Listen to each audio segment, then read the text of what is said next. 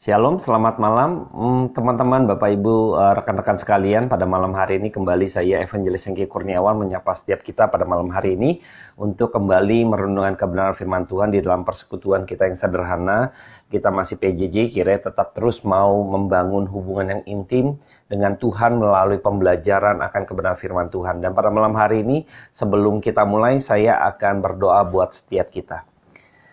Bapa dalam surga, terima kasih untuk waktu yang Kau berikan pada kami Tuhan, sehingga kami pada malam hari ini kembali boleh merenungkan kebenaran firman Tuhan.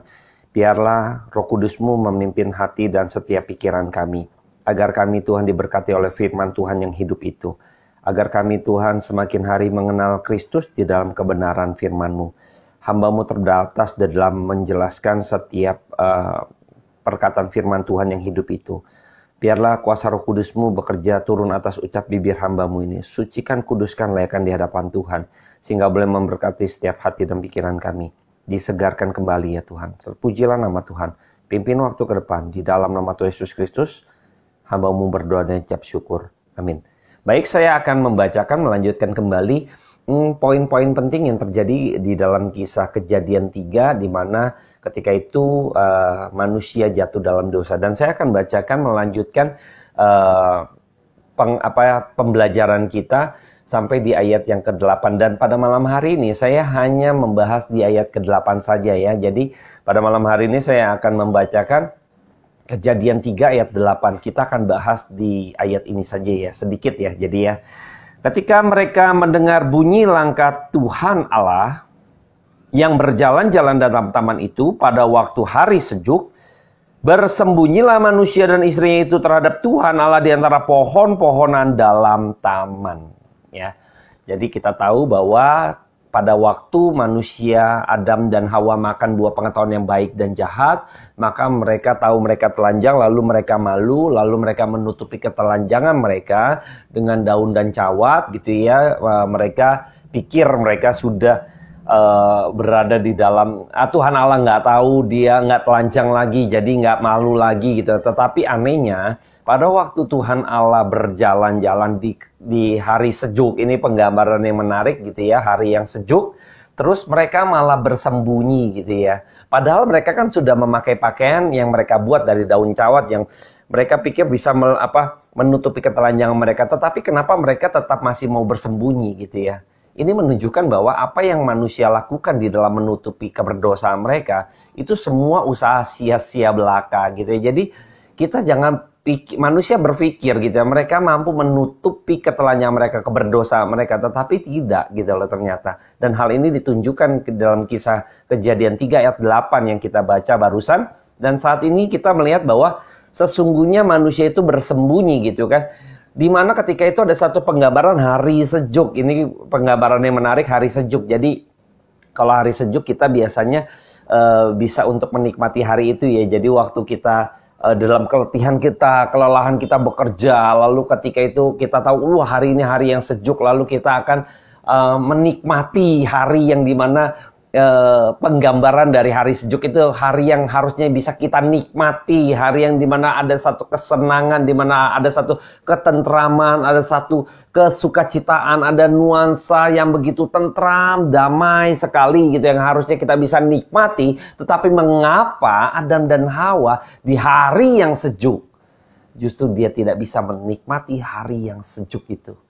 Nah, ini karena dosa ya. Dosa akhirnya membuat manusia tidak kehilangan lagi sukacita, ketentraman, damai sejahtera, kehilangan kebahagiaan, kehilangan kesukacitaan yang harusnya mereka dapati, kebahagiaan yang harusnya mereka peroleh gitu ya. Jadi ini kehilangan segala sesuatunya ya. Jadi dosa itu mematahkan hubungan, memutuskan hubungan antara Allah sang pencipta dengan manusia yang dicipta, jadi terpisah dengan Allah. Maka pada waktu itu kita tahu bahwa mereka malu karena mereka sudah berkhianat gitu ya. Sama seperti kita tahu bahwa seyogyanya ketika sepasang suami istri ketika hubungan begitu terjalin ketika salah satu dari antara mereka misalnya akhirnya selingkuh gitu ya, atau memberontak dari pernikahan mereka lalu selingkuh gitu ya, lalu ketika itu ada rasa yang berbeda gitu ya, jadi kehadiran hubungan sudah tidak ada keharmonisan lagi gitu ya, jadi rumah tangga juga tidak ada keharmonisan lagi, penuh dengan mungkin kepalsuan, mungkin mereka menutupi gitu ya, dengan kepalsuan dan sebagainya, tidak dengan Tuhan. Jadi ketika itu Tuhan Allah berjalan gitu ya, di hari yang sejuk justru manusia itu malah bersembunyi. Ini adalah sesuatu yang aneh di antara pohon-pohon dalam taman. Jadi ya semacam semak-semak gelap-gelap gitu ya. Jadi aneh ya. Kan harusnya hari sejuk keluar gitu ya. Kita yang sekarang saat ini mungkin dalam pandemi COVID sudah lama banyak di rumah. Lalu ketika hari sejuk, ketika sudah lagi misalnya ada kelonggaran toleransi untuk kita bisa pergi juga misalnya seperti itu ke sebuah taman ya, sebagai hari yang sejuk, hari yang baik, maka kita akan pergunakan dan kita akan menikmati hari itu gitu ya. Mungkin jalan-jalan gitu ya ke taman gitu, lalu kita jogging dikit di hari sejuk, bersepeda gitu ya. Apalagi hari Minggu, Car Free Day, lalu wah menikmati hari yang sejuk itu luar biasa gitu.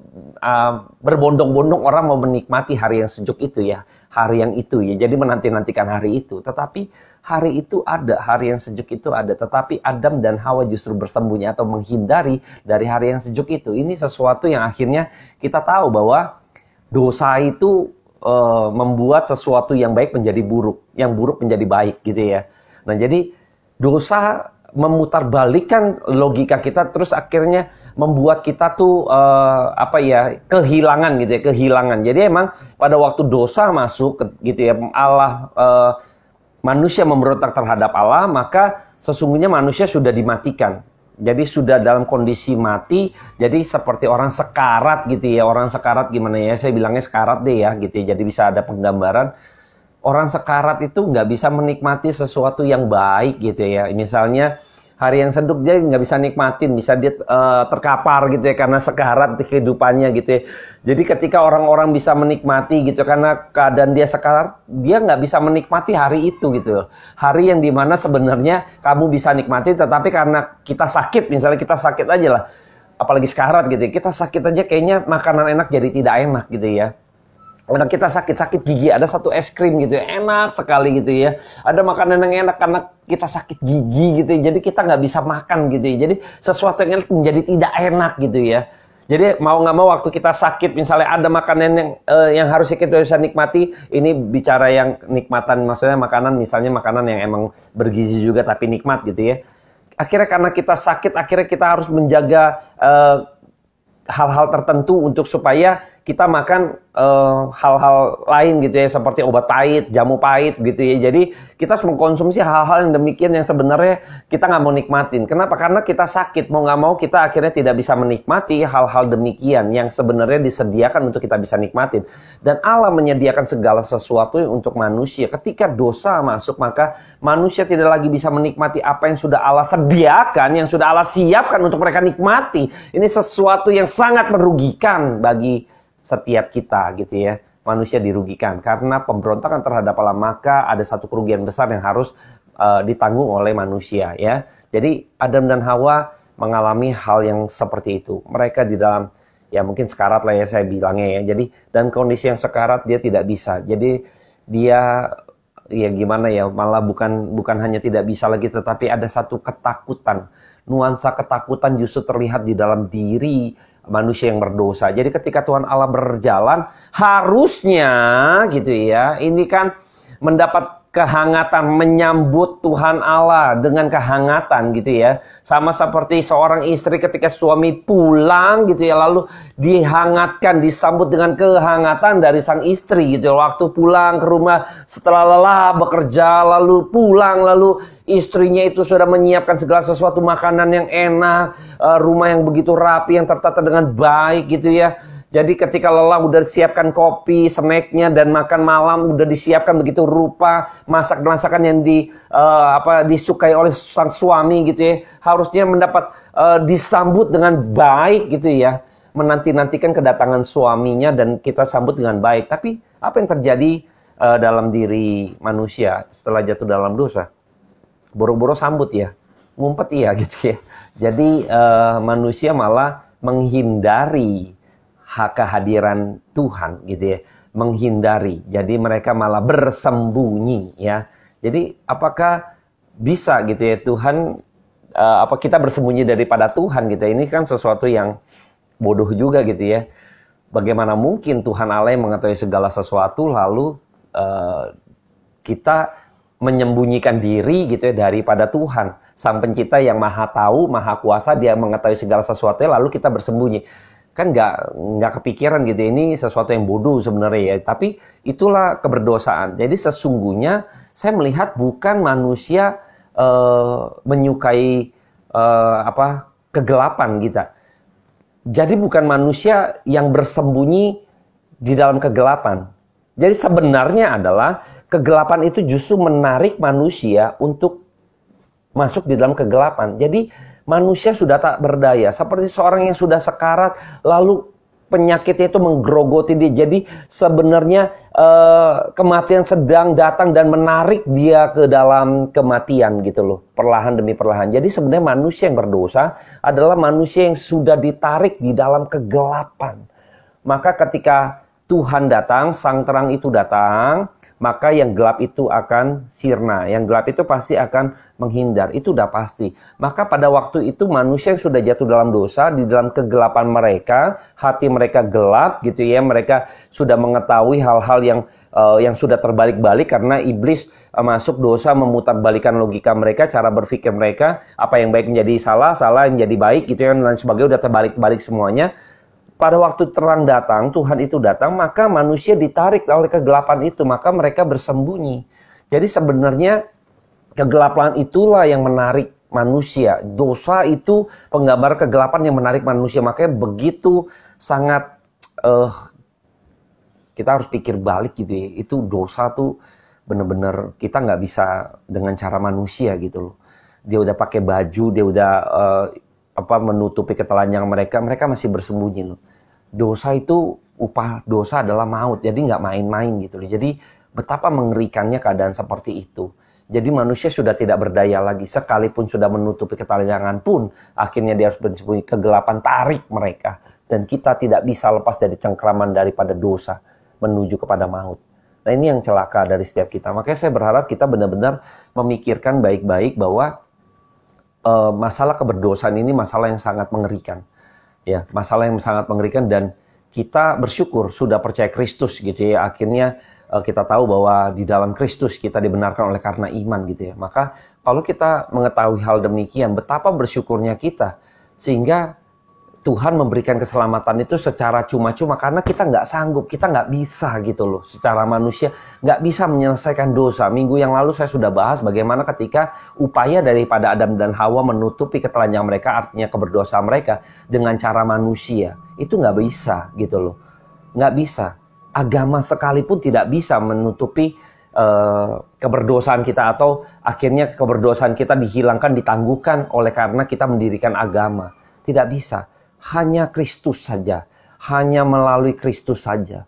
Jadi Kristus bukan bicara hanya agama gitu, tidak. Tapi Kristus bicara mengenai Dia adalah jalan, Dia adalah hidup, Dia adalah kebenaran, Dia adalah pintu. Ini kita bicara pribadi Allah yang datang kepada kita menebus diri kita manusia yang berdosa ini. Jadi saya berharap kita benar-benar jangan sampai akhirnya hari yang sejuk itu yang harusnya bisa dinikmati oleh manusia, akhirnya karena pemberontakan itu tidak bisa nikmati. Jadi saya berharap kita juga renungkan sama-sama supaya kita mengagumi bahwa keselamatan yang diberikan daripada Allah itu begitu luar biasanya, begitu mengerikannya dosa, sehingga saya bisa dilepaskan itu dari segala sesuatu yang mengerikan itu. Akhirnya kita terlepas, akhirnya kita bisa lepas daripada itu, dan akhirnya hidup saya yang sudah ditebus oleh Kristus harus kita berhati-hati, berjaga-jaga gitu loh. Harusnya kita benar-benar akhirnya menikmati hadirat Tuhan gitu. Sama seperti tadi ya, Tuhan Allah berjalan-jalan, harusnya kita menyambut Allah. Kalau kita di dalam terang, maka terang itu datang, kita apa yang akan datang kepada terang itu gitu ya. Kalau kita anak gelap gitu, orang-orang gelap dosa gitu ya, keturunan iblis segala macam, kalau kita orang-orang yang berdosa, maka kita akan menyukai kegelapan. Karena sebenarnya bukan menyukai kegelapan, karena kegelapan itu menarik diri kita, maka kita karena sudah dalam dosa, kita sudah buta. Jadi sesuatu yang di dalam kegelapan itu ya, dalam diri manusia itu ya gelap gitu loh. Jadi nggak bisa lihat terang gitu loh. Sama seperti kelelawar gitu ya.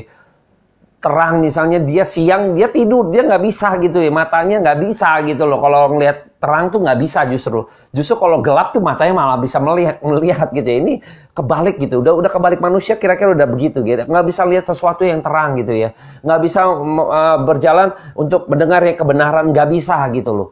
Jadi sesuatu yang sesat, sesuatu kedagingan, sesuatu hawa nafsu lain sebagainya, itu mereka bisa nikmatin, mereka bisa enjoy. Tetapi sesuatu hal yang baik, persekutuan mengenai kebenaran, dia bisa misalnya masuk dalam hadirat Tuhan, di dalam ikatan persekutuan, pembelajaran firman Tuhan. Misalnya dia nggak suka gitu kan. Ini orang yang belum benar-benar dimenangkan gitu loh. Jadi kadang saya berpikir kalau kita orang sudah percaya yang ditebus oleh Kristus, kalau kita tidak menyukai kebenaran firman Tuhan, kita nggak suka terang itu, sang firman itu, saya jadi bingung, kita ini posisinya siapa gitu loh. Kita ini anak terang atau anak gelap gitu loh. Karena begitu terang datang, kita nggak mau gitu loh.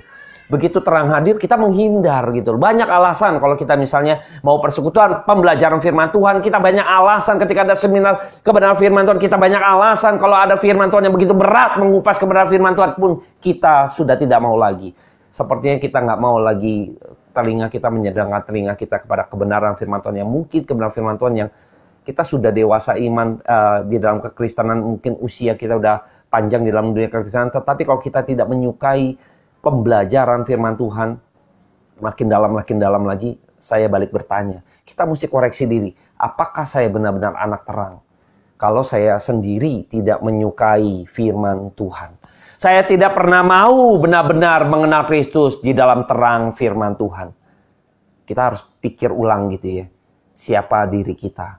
Saya berharap pada malam hari ini kita semua boleh mengagumi kemurahan daripada Tuhan, anugerah daripada Tuhan, sehingga kengerian yang harusnya kita terima sekarang akhirnya kita dilepaskan, akhirnya kita disediakan hal-hal yang hari sejuk gitu ya, saya menyebutnya.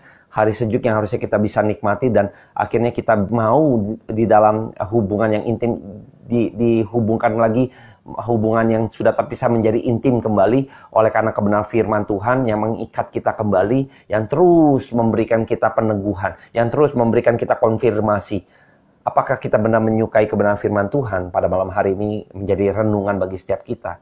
Kalau kita bilang saya adalah orang percaya anak terang, tapi kalau saya tidak pernah mau belajar firman Tuhan, tidak pernah mau datang kepada firman Tuhan yang adalah terang itu, kita mesti cek ulang lagi, detoks diri lagi. Benar gak sih saya ini anak terang?